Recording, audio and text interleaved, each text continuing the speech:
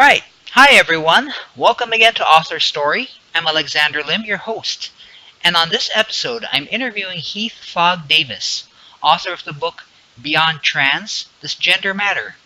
And for those of you following along who are interested, you can go over now to the Amazon link in the description below the video and check out or get a copy of his book. So Heath, welcome to AuthorStory. Thanks for being our guest. Thank you for inviting me. I'm delighted to be with you. You're welcome. You're welcome. So, Heath, can you please, to start off, can you please tell us a little bit about yourself? What's your author story? Sure. A few things that might be relevant.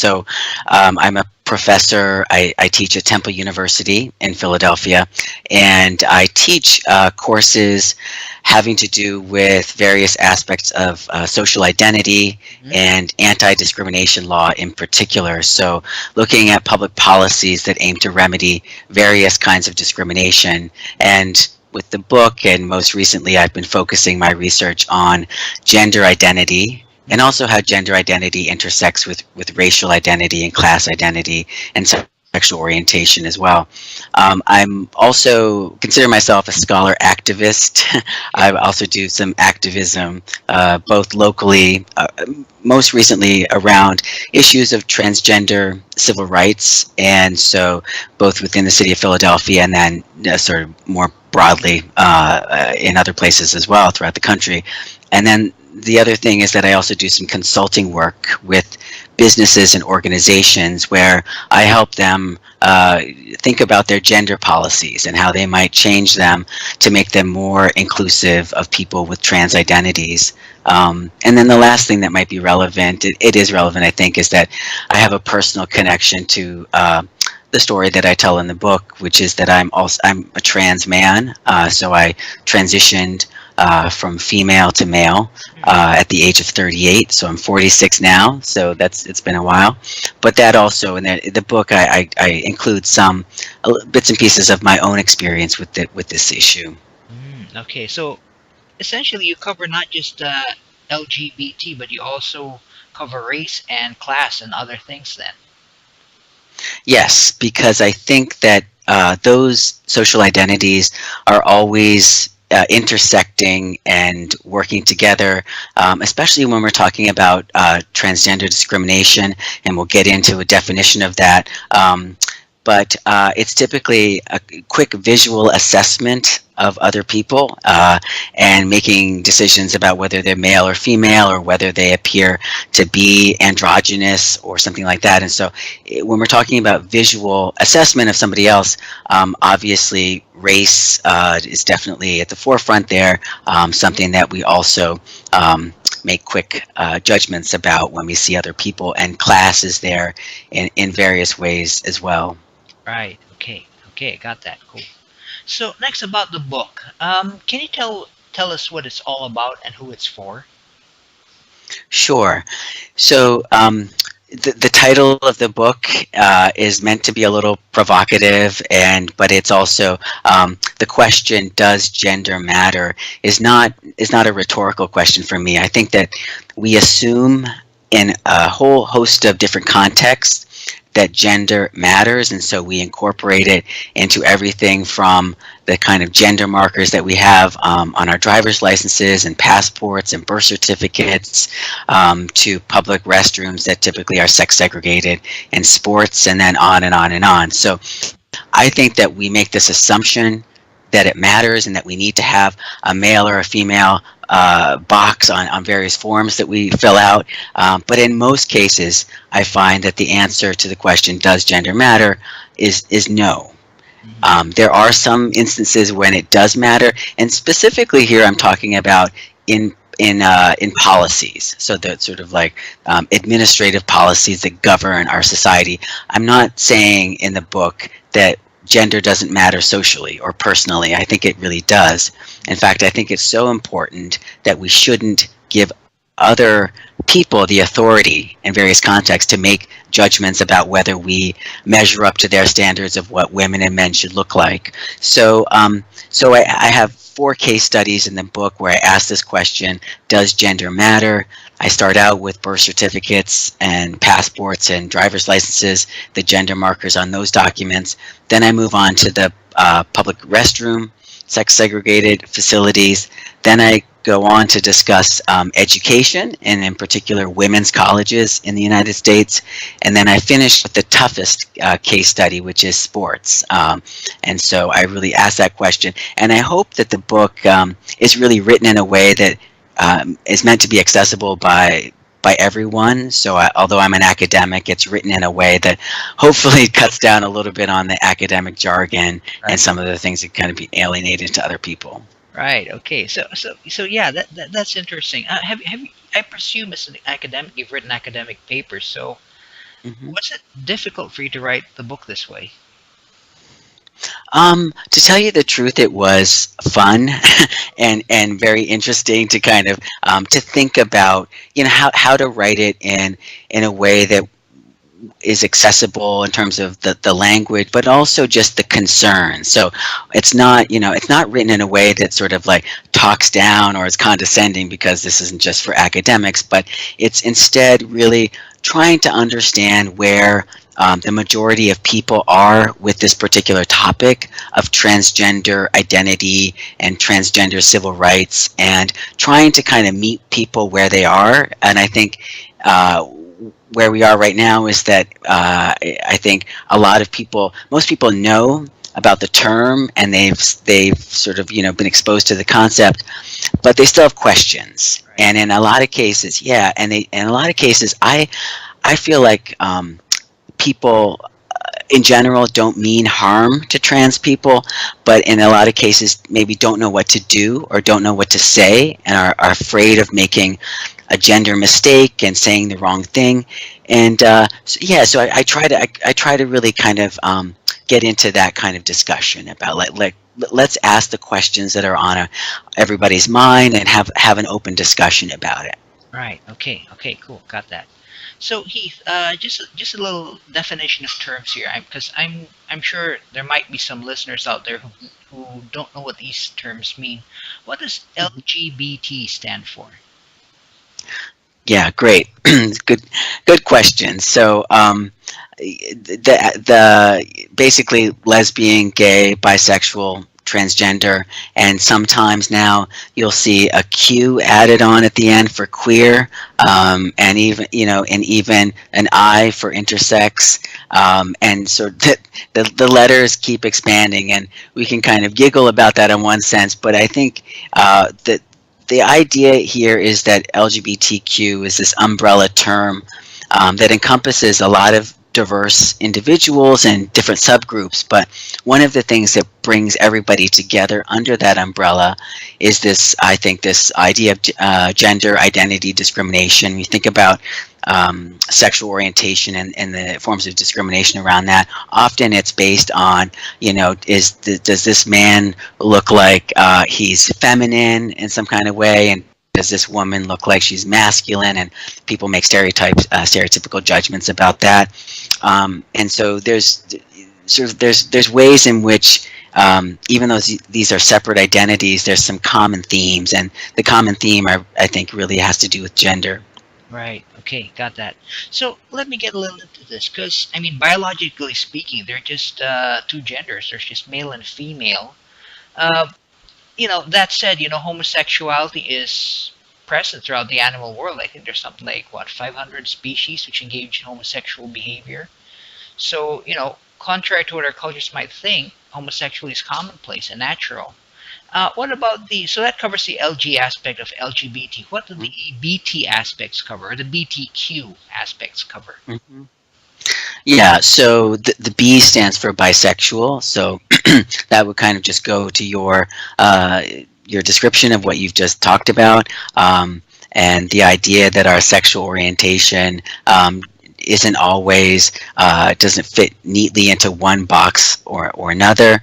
And then when we're talking about the T in this grouping of letters, uh, this is a term basically that describes people who identify gender-wise differently from what they were assigned at birth. So you brought up the term biological, and that's an interesting kind of term because I would challenge that a little bit. It's true that most people who are assigned male at birth go on to identify as male throughout the course of their lifetime, and same thing with people who are assigned female at birth. But there are a couple points here. One is that there are intersex conditions that some people are born with, which means that the sex-related characteristics that we tend to think of as biological sex, so chromosomes, hormones, genitalia, physiological features don't necessarily fit neatly into male or female. So it might be a combination of both. So that's one thing. And then for trans people, there's diversity here as well. So some people transition from their birth sex into the opposite sex and just identify as men or women. So they tend to be gender conforming, and you wouldn't necessarily recognize them as transgender unless you knew them personally. And other people, for a variety of reasons, might appear to be transgender because they might not want to conform to one gender or the other, or they might not have access to some of the things involved in a medical transition, such as hormone therapy and various surgeries. So it's complicated. There's a lot going on there, but at the end of the day, and this is my big point in the book, I think everybody has a right to self-determination, including sex identity. And so trying to, even if that's not your experience, then understanding that it is for some people and protecting them when it comes to civil rights law. Oh, yeah. Okay, got that. Cool. So, Heath, I understand that, BT stuff might be I'm sorry, I don't mean to, I don't mean to call it stuff, but the BT aspect could be, psychological in nature, but could there also be some biological basis to this? Yeah, and I'm not a scientist or a medical expert, but I would say that when people want to go to sort of like, are people born this way? Is it hardwired in the brain and so on? I always ask the question, like, why do we care about that? Like, what difference would it make, politically speaking, and in terms of accepting other people, if it were a choice or not? And I think we've seen this historically with sexual orientation, sort of like the emphasis being, are people born gay or not? But my question is sort of like, what's driving our need to know that? Do we have a right to know that, or is it important?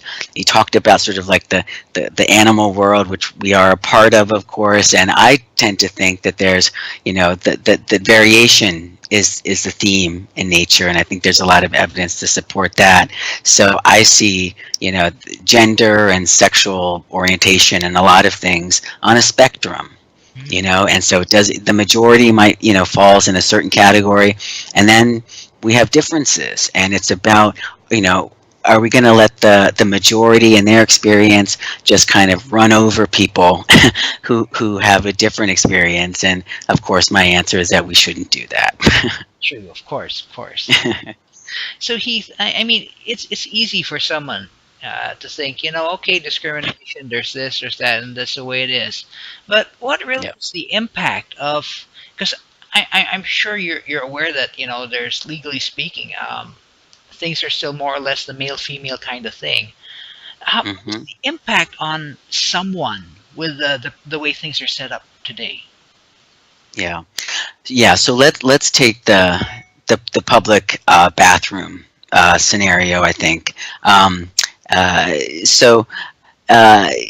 this scenario where you have sex segregated bathrooms, Um, there's the conception, and it's a bit of a misconception, that all transgender people would experience discrimination because of this arrangement, and and that's not quite true. So it's only people who appear to other people to be transgender, to be gender nonconforming, that get hassled in public restrooms. This experience for girls and women who might appear to be more masculine. So I had this experience growing up, whether you have a short haircut or you dress in a way that's not considered feminine, that people get hassled, and not just hassled, told that you're not in the right bathroom, but people often have like security guards called on them. I describe a story in a true story in the book of an African American masculine presenting lesbian who was trying to just use the women's bathroom in a restaurant, and the bouncer from the bar came in and pounded on the door and said said there's a man in the bathroom. And in this instance, she actually tried to show the person her government ID. So she had like a state identification card that had an F marker on it, right. And the bouncer said it wasn't. He didn't care. That wasn't important. Just get out. So I think that the impact there, not only was she deprived of the civil right to access a public accommodation, but also the humiliation of being interrogated. Can you imagine you're in a toilet stall and a stranger comes in and bangs on the door and tells you to get out? So the kind of human impact I really try to get at in the story, because you're right, when we talk about the law and everything, it kind of gets abstract, but we're talking about people's everyday lives, and can they access the public sphere? And accessing the public sphere means that they have to be able to access public restrooms. So I argue in the book that we really need to design and build public restrooms very differently, in a gender neutral way, that safeguards people's privacy, but also lets them avoid gender identity discrimination. Right, and also I think security has to be an issue. I mean, if you're a woman who's like 5 feet tall, and then this 6 foot tall guy comes in, I'm sure you'd be pretty threatened by that sort of thing. Yeah, the intimidation, and I think this is something. If we talk about the bathroom scenario, that people kind of a lot of people dismiss. So I've had a lot of people who disagree with the book or the argument, say this is just a trivial matter. Why are you wasting time debating something so trivial? But it's easy to say that it's trivial if you never have experienced that kind of discrimination, I think I like to talk about this example because I think if you can put yourself in the shoes of somebody who does get this kind of harassment, then you can really understand. Imagine if this were not only your experience from time to time, but also that every time you tried to use a public bathroom, that you had that fear, that this could happen. Somebody could actually just come in. I mean, I find that pretty horrifying. Right. Okay, got that. So what is being done today to address these issues? Yeah. So, there's trans activism, and I think there are organizations who are taking a legal approach to this, and trying to expand the concept of sex discrimination to include gender identity. So typically when we think about sex discrimination law, it's really, we're talking about cases where women are disadvantaged in relationship to men or vice versa. So, are women treated invidiously in relationship to men? So that's the traditional understanding of sex discrimination. And one of the things that Obama tried to do in the waning days of his presidency was to send a message, in particular to schools, telling them that they should interpret the sex discrimination laws to include and protect transgender students. So that kind of movement to get, in some cases, to add gender identity as an additional protected category. That's one strategy. But also another one is to expand what we already have, and think of as sex discrimination. Okay, okay, got that. Cool.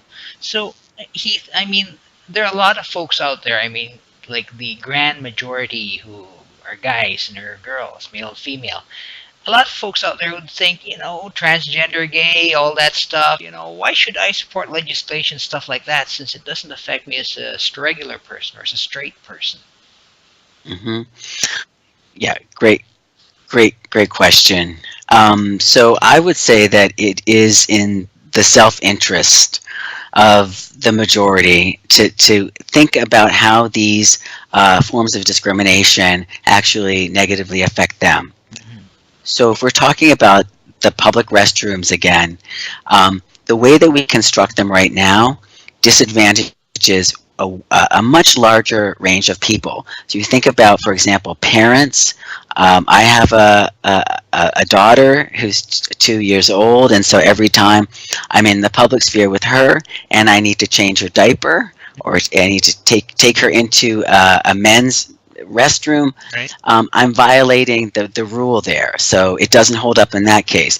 Think about all the teachers who are in the public sphere at zoos or whatever with their students on field trips. So yeah, so my partner was a first grade teacher and had this experience often. So what do you do when you're trying to navigate that? Anybody who is in the public sphere and needs help using the bathroom because they might be elderly or they might have a disability, their caretaker, that can be an issue. So it's not, they're not, the way that we're doing things isn't benefiting, the vast majority as well. And so I think there's also the issue of traditional sex based disadvantage. Women tend to have to wait longer times to access public restrooms than men do. Why? Because of the urinal and the way that we construct these. So to me, it's an architectural issue. We can design and build bathrooms better for everybody, Mhm. and I think we should. Okay, I got that. Cool. All right, very interesting, and that definitely brings it home. I mean, everyone's used a bathroom at least once in their life. Yeah, more than once. Definitely, definitely. Okay, let's take another example that a lot of folks I'm sure can relate to: the workplace. What is usually the norm in the workplace now compared to how you might envision it to be for, to be inclusive with transgender individuals? Yeah. When I do the consulting work that I do with organizations and companies, I go through a gender audit with them, and in the book I include the worksheets in the back of the book. So a very practical, hands-on kind of set of questions, basically going through and thinking about when and where gender is invoked. So the bathroom issue is the obvious one, but some things that are not that obvious. So a corporate dress code policy, for example. So in a lot of those policies, they invoke gender, men and women, what they should wear to be professional. And in this case, we problem solve together and say, okay, your goal is to have your employees have a professional appearance. That's legitimate. Then you have to define what professional is. And in the case, one company that I work with, we ended up just having them list a variety of clothing examples Mhm. that would fit that bill, Mhm. uh, without invoking men or women in that policy. And so that's an example of kind of a pragmatic reform that can be brought about. It doesn't harm anybody, and that's what I try to do in the book. These are reforms that seem radical, but when you really think through them, they they benefit everybody. At least nobody's disadvantaged by the absence of men and women connected to the dress code policy. Right. Okay, got that. Interesting. Okay, so Heath, let's say you met up with someone who's, who's kind of like inquiring into this gender issues. Never heard of them before, but just inquiring about it. This person could be, straight, gay, trans, bi, whatever, and you have Hmm. only enough time to tell that person one thing about gender and the issues around it. What would be that one thing you would tell that person and why? Yeah, great question. I would say don't assume. Okay. So don't assume that you always know what somebody's gender identity is. Don't always assume that you know what their gender pronouns are. We haven't talked about this, but there are people who identify as non-binary or gender fluid who want to use a gender-neutral pronoun. So there's that issue. I would say don't assume and ask the question about the relevance of gender. Okay. Because even if you're meeting somebody in the public sphere or whatever, think about sort of the relevance. Is gender really important? Is it important that I understand this person appears to me to not maybe fit quite into male or female category in my subjective interpretation, but is that important in this moment? you Mhm. know um, those, I think, that would be the the thing that I would want to impart, just to ask the question, does gender matter in this specific context? Okay, I got that. All right, interesting. So, Heath, in the last minute or so of this interview, are there any last words of wisdom you'd like to share to inspire our listeners? Yeah, I would just say that you know I'm hopeful. I tend to be an optimist about these issues. I understand that discrimination exists, but I want to point people towards a path forward, to say that in general I would love to demystify some of these issues. I go back to the thing that we talked about before. I think a lot of people are afraid of saying the wrong thing, and so hopefully the book can be a conversation starter, that people can read and talk about with other people. And Yeah, that would be my basic hope, that it's a conversation starter, and that and most people want to do the right thing, I think. Yeah, true. I mean, a lot of us really want to do the right thing, but sometimes we're not quite sure how to go about it. Exactly. And that's where the book is really pitched, at that kind of level, to say again, if you're interested, and check out the worksheets in the back, and what, I go over what I talk to people about when I do these workshops and trainings, so people can take it to their own workplace or their own family, or, wherever, and talk about these issues. Right. Okay. Got that. Got that. Cool. So, in closing, then, the book is Beyond Trans, Does Gender Matter? The authors are guest Heath Fogg Davis, and you can find this book on Amazon or at other major websites, book websites. So, Heath, thank you very much for your time. Thank you very much for being an author story. It was very insightful having you here with us today. Thank you so much, Alex. I really enjoyed it. You're welcome.